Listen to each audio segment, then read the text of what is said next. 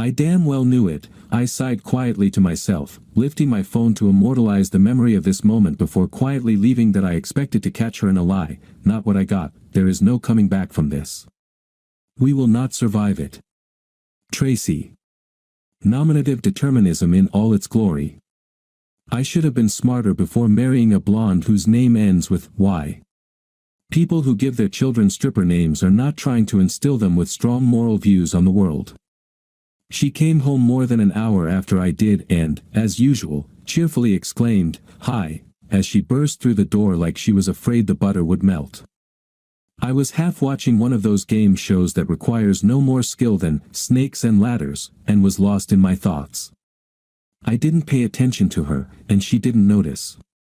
Lost in her own little world of stupidity, which had become the norm in recent weeks, while the game show host was mumbling about an amazing prize she was offering, I heard Tracy carelessly toss her handbag onto the kitchen table with a clunk.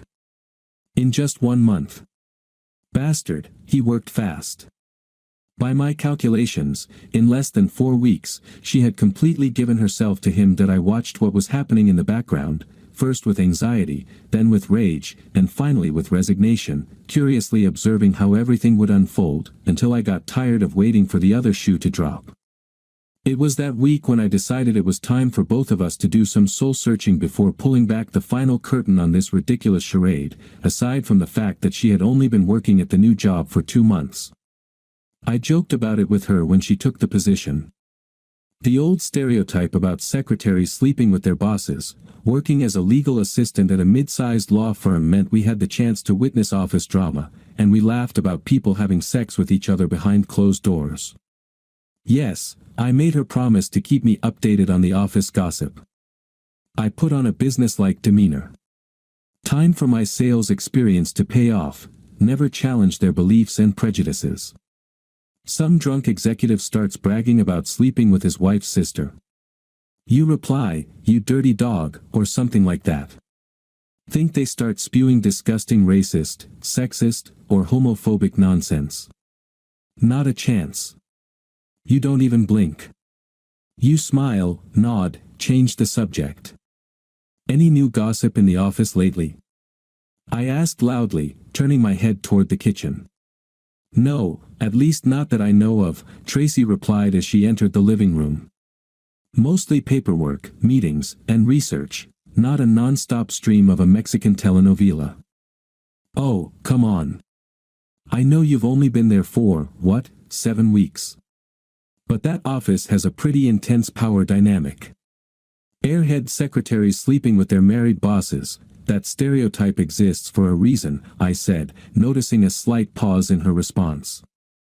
I turned to disarm her. What about that girl? What's her name? Stephanie.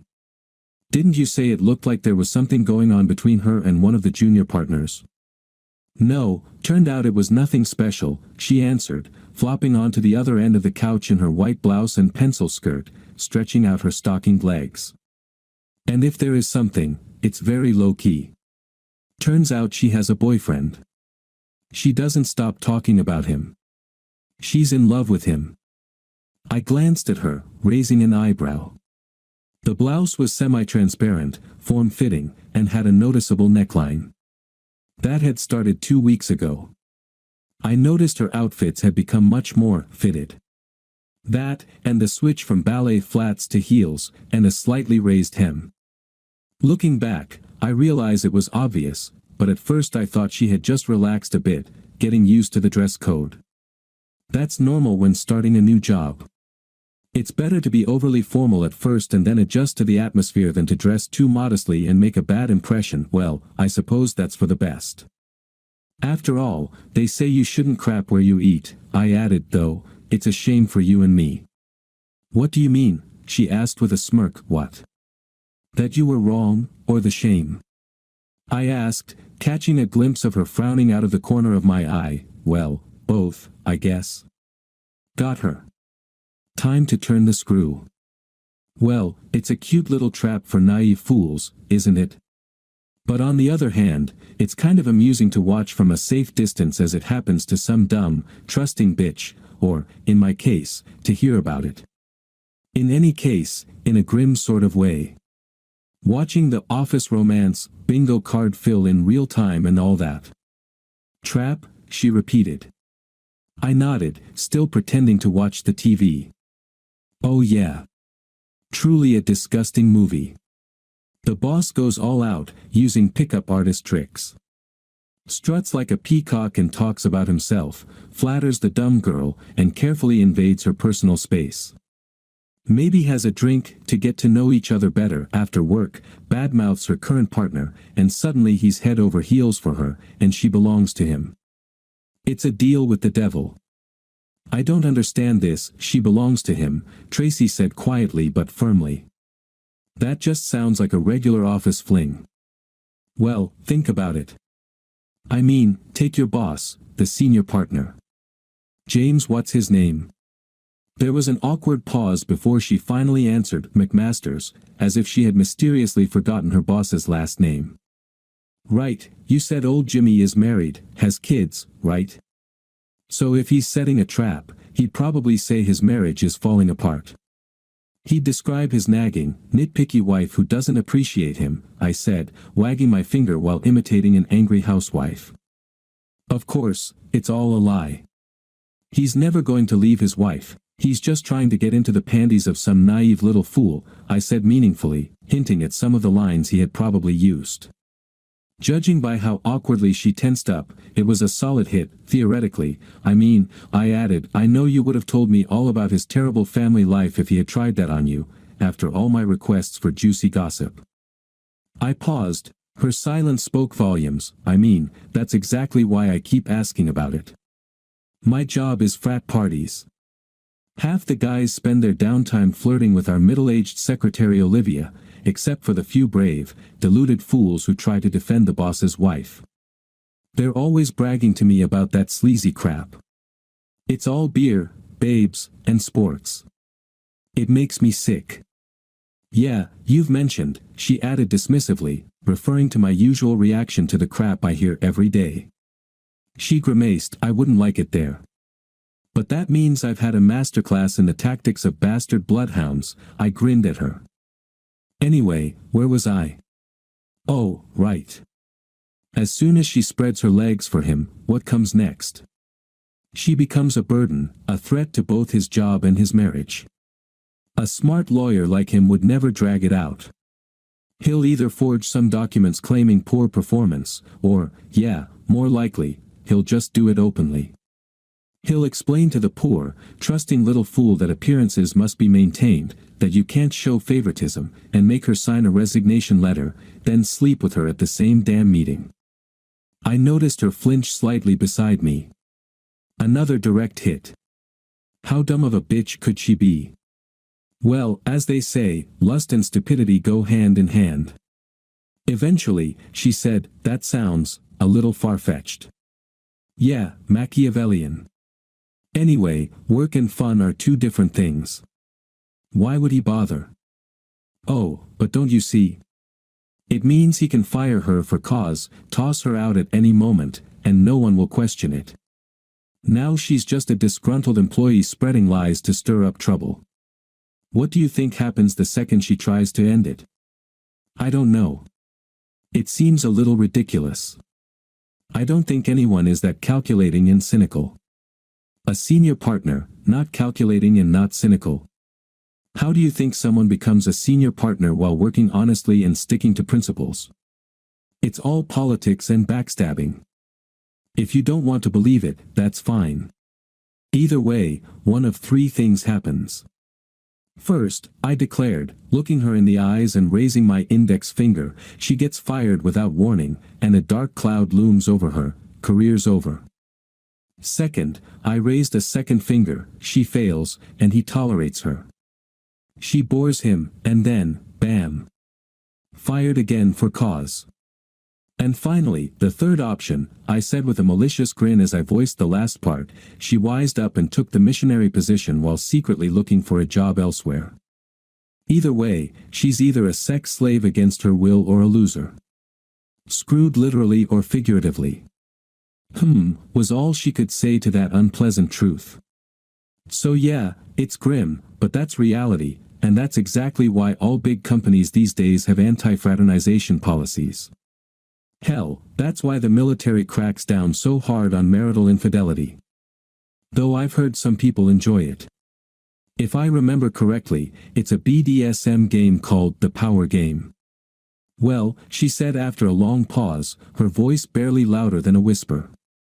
Like I already told you, nothing like that is happening. I gave a short chuckle and finally added, as I said, it's a shame. It would have been fun to hear the details secondhand. What was it you said? Oh yeah, like a telenovela. I'm starving for some drama. I left everything as it was for now. A small, ugly lump of raw, awful truth that she had to digest while I figured out my next move.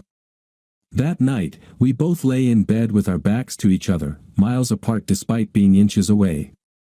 I radiated anger and hatred, and I was surprised she couldn't feel it.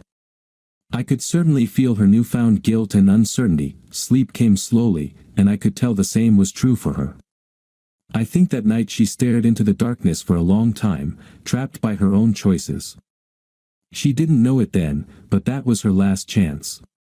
Perhaps one well-chosen word would have been enough, something with remorse, regret, or even a sign of love.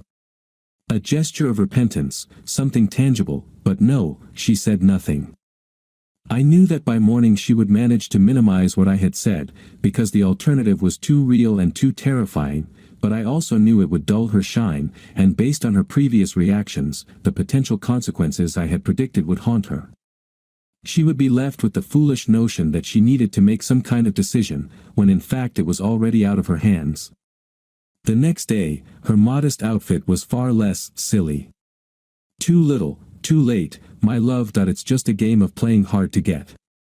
You'll convince yourself it worked and go back to it in a day or so. Hell, he'd probably enjoy persuading you to resume the affair, but he wouldn't have to try very hard. Then again, things change fast. They'll have other things to worry about. I returned to the role of the loving, forgetful husband, but 2 hours later I was already ringing a doorbell with an envelope in my hand. A good-looking woman, who didn't look like a prostitute, opened the door and responded, "Yes, to my Mrs. Weston." "I'm afraid your husband may need to fire his assistant again," I said, handing her the envelope. Before saying goodbye, I added, "I don't know how you deal with it, ma'am.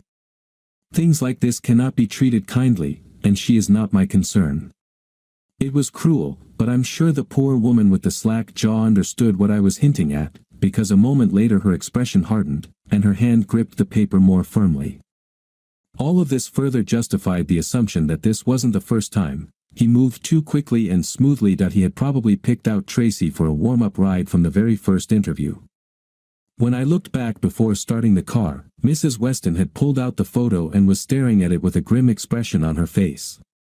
The sight of her loving husband bending my loving wife over his desk, her skirt pushed up to her waist, made an impression. That day, Tracy came home early and looked distinctly miserable, but me, why should I be miserable? We had no kids, our finances were separate, and the apartment was rented month to month. I spent a couple of hours packing up the remnants of my life and loading them into the car. By the time the alarm buzzed on my phone, I was already sitting in Davy's kitchen, complaining to his pregnant wife Alyssa about my future ex. They said I could crash for a month or two on the air mattress in the nursery. The terms were pretty strict, but I was very grateful for their generosity, and it would be enough.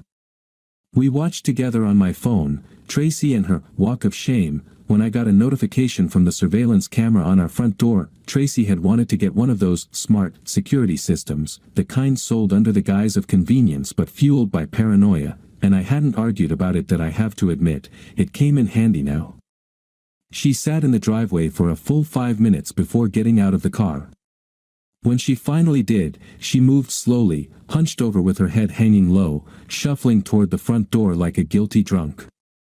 She paused before fishing her key out of her purse. I think maybe she was expecting a "told you so" kind of greeting. Then again, she probably had her doubts when she left for work, so she surely knew I was aware of her intentions. After that, she didn't even look surprised when she walked into the living room and approached the photo taped to the wall. She just stood there, staring at it blankly, before finally wandering off. Alyssa had been cackling the whole time like a witch, peppering her words with mocking comments that made me feel a little better. It was obvious how things had likely unfolded, and I felt a slight pang of smugness over my prediction from the day before. I never did find out how things turned out for Weston and his poor wife, because I never asked.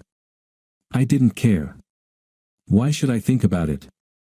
That was Mrs. Weston's cross to bear. That I found a new place fairly quickly and furnished it just as quickly, in line with the aesthetic of a lonely bachelor. The secret is low standards. I threw myself into work. I pestered friends to spend more time with me than they usually would. The usual things.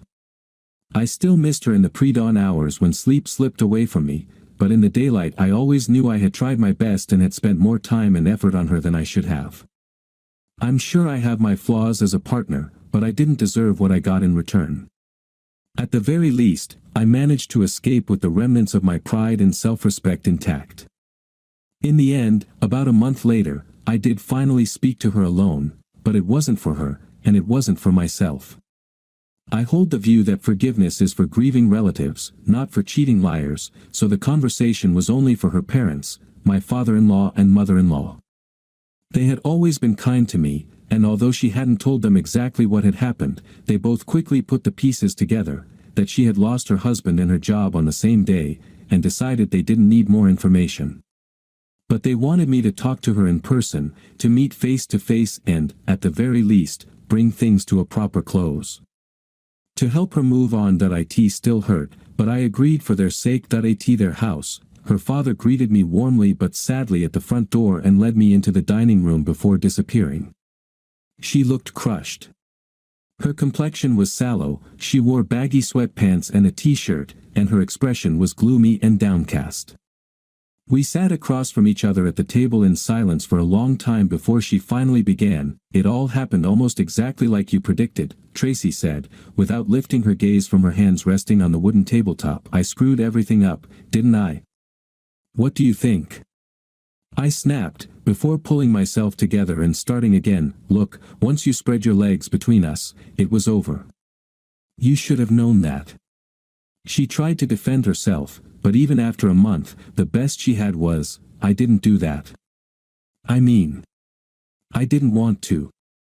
"Oh, please," I interrupted her more calmly than she deserved. "Don't. Do us both a favor and don't look for excuses. Some part of you had to understand.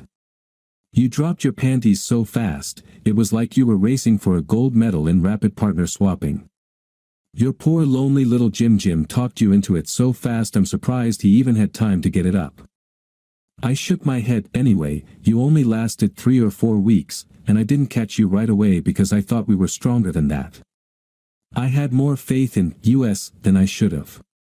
You might as well have sent me the photos yourself, it was that obvious. You're terrible at being deceptive, well, at pretending. You give too much away. You should stick to being honest. I thought we were stronger than that too. It was just something thrilling. The situation got out of control, and I was kind to you, you know," I interrupted. "I had plans.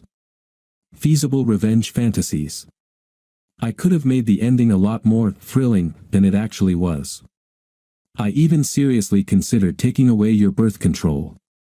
I had everything in my hands." Her eyes widened at the thought. "Your sexual interest at home dropped off pretty quickly, so I figured you wouldn't even notice if I played the role of a celibate, cheerful roommate for a few months. We'd have to file for divorce at the maternity ward. But instead, right up to the end, even though I hated you for what you were doing to me, to us, I gave you a way out."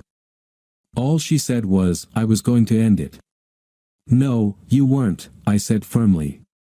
"Maybe that's what you told yourself, maybe more than once, but it's a lie." "No, I really was. I knew it was wrong, and I truly knew I was doing a bad thing," she said, looking at me with sad, narrowed eyes. "I saw you. There wasn't an expression of, 'It's over,' on your face when he was pounding into you in his office. I had already figured out that you were sleeping him, but when I saw that, I just wanted to catch you in a big lie, something specific I could point to. I didn't actually expect to see what I saw. I'm sorry you saw that, she looked away. It was just physical. Please, at least understand that. That's another one of those untruths people tell themselves. If it was just physical attraction, you wouldn't cheat on me with a toy. What's it like, having a little spicy secret? Thinking you have something over me? Thinking he doesn't know, and looking at me while still feeling him inside you? Knowing that you know something I don't? Her eyes widened, and I think she recognized something unpleasant in herself that she hadn't noticed before. Well, I still tried to give you a chance, even knowing all that. Even after I told you how it would all end. I know it rattled you, but if you had confessed right then, surrendered to my mercy, I might have wanted to try. You already knew everything by then, didn't you? But at that moment it would have been like an Ave Maria. I don't think I could have done it by then, even if I had wanted to. Not after seeing that. Is there really no chance? She asked with a pleading look. Honestly, there was no hope in her eyes, but I think she needed to ask, just to be sure. No, I replied sadly. Okay, was her only response.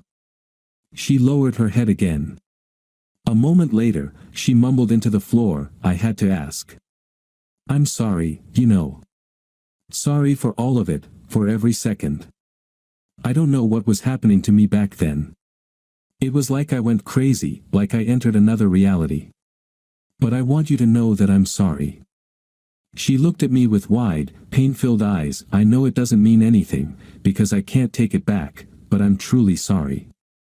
And that was the end of it. After that, I went to say goodbye to her parents, and her mother looked at me with hope, as if we might reconcile. She asked if I'd stay for dinner. I think her father knew that wasn't going to happen. He gently shook his head before I could even offer my apologies. Nothing could magically heal the wound Tracy had inflicted on our marriage.